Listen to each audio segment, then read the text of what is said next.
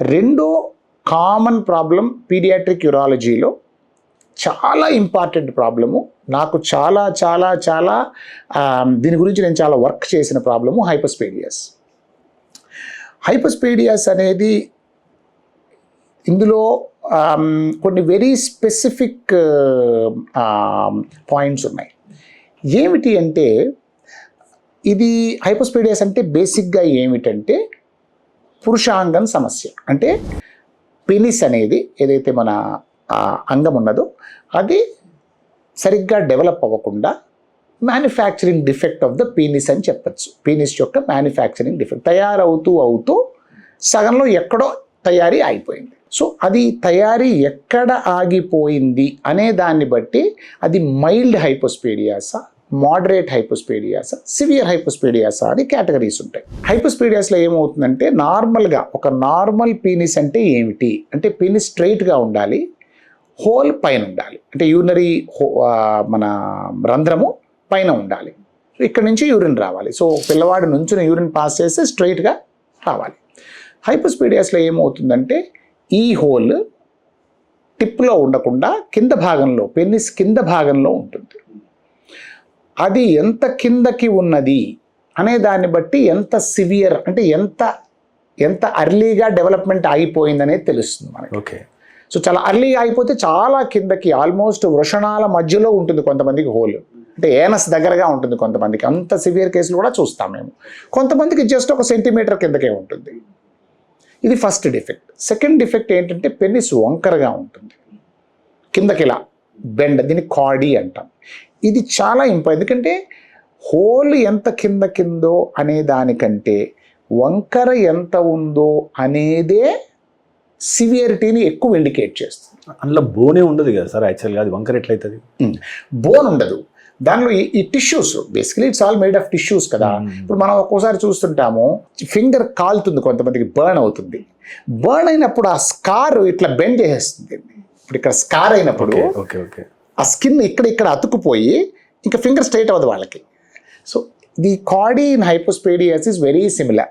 Okay. అంటే hypospadias అనేది ఇప్పుడు పీనిస్ ఇట్లా ఉంటే ఈ కింది భాగం డిఫెక్ట్, పైన భాగం బాగానే ఉంటుంది. ఓకే. సో ఈ కింది భాగంలో ఉండే టిష్యూస్ ఏదైతే స్కిన్ ఉంటుందో, స్కిన్ కూడా అండర్ డెవలప్డే. తర్వాత urinary pipe it is also under developed, కిందనే ఆగిపోతుంది. సో ఆ టిష్యూస్ అన్ని అండర్ డెవలప్డ్ అయినప్పుడు ఇక్కడ నార్మల్ గ్రోత్ ఉండి ఈ వైపు గ్రోత్ తక్కువ ఉన్నప్పుడు ఆటోమేటిక్గా కిందకి లాగేస్తుంది. దట్ ఈస్ హౌ ఈ కార్డీ. సో ఈ రెండు హైపోస్పేడియాస్. సరే, ఇంకా స్కిన్ కూడా ఓన్లీ పైన స్కిన్ ఉంటుంది, కింద భాగంలో స్కిన్ ఉండదు మనం అనుకున్నట్టు. అదర్ ఇవన్నీ ఆస్పెక్ట్స్. హైపోస్పేడియాస్తో ప్రాబ్లం ఏంటంటే ఇట్ ఈస్ వెరీ కామన్, కానీ దాని గురించి ఎవ్వరికీ అవగాహన లేదు. ఓకే. పార్ట్లీ దీని రీజన్ ఏమిటి అంటే అది ఒక దాన్ని కొంచెం గూఢంగా ఉంచుకునే ప్రయత్నం చేస్తారు ఫ్యామిలీస్ కూడా.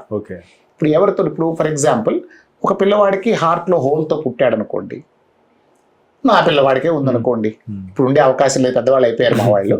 సో అప్పుడు ఉందనుకోండి, అప్పుడు నేను పక్కింటి వాళ్ళతోనో లేకపోతే నా ఫ్రెండ్స్తోనో ఆఫీస్లో వాళ్ళతోనో దాని గురించి డిస్కస్ చేయడానికి వెనకాడను. ఉంటే సానుభూతి వస్తుంది, లేదంటే అది అడ్వైజ్ ఇస్తారు. సానుభూతే చూపిస్తారు కానీ ఎవరు నవ్వరు, వేళాకోళం చేయరు, వెటకారం చేయరు. నాకు కూడా దాని గురించి ఆ మనసులో ఆ ఫీలింగ్ ఉండదు. కానీ అదే నాకు హైపోస్పేడియాస్ ఉంది నా పిల్లవాడికి అనేది నేను ఎవరితో చెప్పుకుంటాను? నా పిల్లవాడికి పెనిస్ వంకరగా ఉందిరా, యూరిన్ కింద నుంచి పోస్తున్నాడు అని చెప్తే ఇంకా వాడికి అంతా కరెక్ట్ అయినా కానీ రేపు పొద్దున పెళ్లిగా అంటే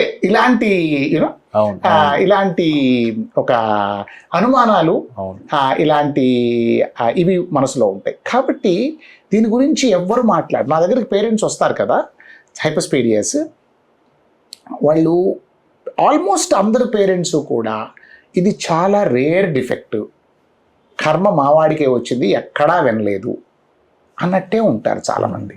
నేను వాళ్ళకి చెప్తాను, కాదమ్మా మీ బంధువుల్లో కానీ మీ ఫ్రెండ్స్లో కానీ వాళ్ళ పిల్లలకు కూడా ఉండొచ్చు, వాళ్ళు చెప్పరు, మీరు వాళ్ళతో చెప్పరు, కాబట్టి ఇది బయటికి రాదమ్మా. ఇది చాలా ఫస్ట్ థింగ్ నేను వాళ్ళకి చెప్పేది ఏంటంటే, భయపడకండి, మీ వాడికి ఒక్కడికే ఈ ప్రాబ్లం ఉందని అనుకోకండి, ఇది చాలా కామన్ ప్రాబ్లము అని ఫస్ట్ థింగ్ చెప్పాల్సి వస్తుంది. సో అవగాహన లేదు. అవగాహన లేకపోవడం వల్ల 2 ప్రాబ్లమ్స్ జరుగుతాయి. ఒకటి అపోహలు. అవగాహన లోపం వల్ల జరిగేది ఏంటంటే అపోహలు. దీనివల్ల రేపొద్దున జీవితాంతము సఫర్ అవుతారని, అసలు ఫ్యామిలీ లైఫ్ ఉండదని, ఇది సైజు పెద్దయినా కానీ పెరగదని, వాళ్ళు అసలు లైఫ్కి పనికి రారని, పిల్లలు పుట్టరని, ఇంకా రకరకాలుగా దాని గురించి అపోహలు పెరుగుతాయి. 2వ ప్రాబ్లం ఏంటంటే అవగాహన లోపం వల్ల సరైన డాక్టర్ దగ్గరికి వాళ్ళు వెళ్ళలేకపోతారు. ఎందుకంటే మనం ఏదైనా చెయ్యాలంటే 10 మందిని అడగాల్సిందే. ఇప్పుడు ఒక సెల్ ఫోన్ కొనాలంటేనే మనం ఎంతోమందిని అడుగుతాం, అంతే కదా. ఈ కొత్త మోడల్ ఇది బాగుందా, అది బాగుందా, దాని బ్యాటరీ లైఫ్ ఎట్లా ఉంది, దాని కెమెరా ఎట్లా ఉంది, ఫోటోలు బాగా వస్తున్నాయా అన్నీ అడుగుతాం. మరి మనం ఎవరిని అడగకుండా నిర్ణయం ఎలా తీసుకుంటాం కదా.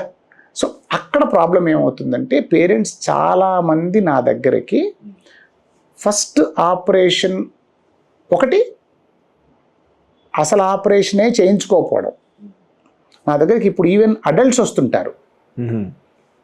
నేను అడల్ట్స్లో చేసే ఒకటే సర్జరీ హైపోస్పీడియాస్, ఇంకేం చేయను అడల్ట్స్లో. I'm not an adult surgeon, నేను అడల్ట్స్లో ముట్టుకోను, బట్ హైపోస్పీడియాస్ మటుకు చేస్తాను, బికాజ్ అది ఆ స్పెషాలిటీ కాబట్టి. సో అడల్ట్స్ వస్తారు, 20 ఏళ్ళు, 25 ఏళ్ళు, 32 ఏళ్ల వాళ్ళకి హైపోస్పీడియాస్ చేశాను నేను. సో ఆ టైంలో అంటే మరి ముందెందుకు చేయించుకోలేదు అంటే, ఒకటి ఫ్యామిలీలో అవగాహన లేదు, 2 పెద్ద అయ్యే కొద్దీ కరెక్ట్ అయిపోతుందన్నారు, రకరకాల అపోహలు దీని గురించి తెలియకపోవడం వల్ల. 2 ఏమవుతుందంటే, మీరు ఆ హైపోస్పీడియాస్ సర్జరీ చేసే, ఫర్ ఎగ్జాంపుల్ ఇప్పుడు మన ఇంట్లో ఎవరికన్నా హార్ట్ బైపాస్ సర్జరీ చేయాలనుకోండి, చెప్తున్నాను, కామన్ ఆపరేషన్ చాలా చోట్ల జరిగేది ఇది. మనం ఏం చేస్తాము, కనుక్కుంటాం ఎవరు చేస్తారు బాగా, ఎవరు రిజల్ట్స్ బాగుంటాయి అంటే కనుక్కుంటాం కదా. ఎవరన్నా చెప్పు, ఇందులో ఏముండదు అట్లాగా, ఎందుకంటే నువ్వు అసలు ఎంక్వైరీ చేయవు. ఎంక్వైరీ చేయాలంటే నీకు భయం, అనుమానం అడ్డొస్తుంది. కాబట్టి ఎవరో ఒకటి దగ్గరికి వెళ్ళి ఆపరేషన్ చేయించుకుని అది ఫెయిల్ అయ్యి, అట్లా మీరు నమ్మరు, నేను సంవత్సరానికి 200 దాకా హైపోస్పీడియాస్ ఆపరేషన్ చేస్తాను. నాకు తెలిసి ఇండియాలో ఒక సింగిల్ సర్జన్ ఇన్ని నంబర్ ఎవరు చెయ్యరు, ఇండియా మొత్తం మీద 200 దాకా చేస్తారండి సంవత్సరానికి. అందులో ఆల్మోస్ట్ 30% బయట ఫెయిల్ అయి వచ్చిన కేసులు. 30%. ఒకసారి కాదు, ఒకసారి ఫెయిల్ అయ్యి 2 సార్లు, 3 సార్లు, 9 సార్లు ఫెయిల్ అయిన వాళ్ళకు కూడా చేశాను నేను. సో ఇది ఒక ప్రాబ్లం. ఓకే, మనం అనుకున్నట్టు ఈ అవగాహన లోపం వల్ల, మనం దాచుకోవడం వల్ల 2 జరుగుతున్నాయి. ఒకటి అపోహలు, 2 సకాలంలో సరైన డాక్టర్ దగ్గరికి వెళ్ళకపోవడం. మీరు తీసుకునే అదే మందులు, అదే నాణ్యమైన మందులు, కానీ సగం ధరకే. అవును, మెడ్ ప్లస్ బ్రాండ్స్ పై 50 to 80% తగ్గింపు.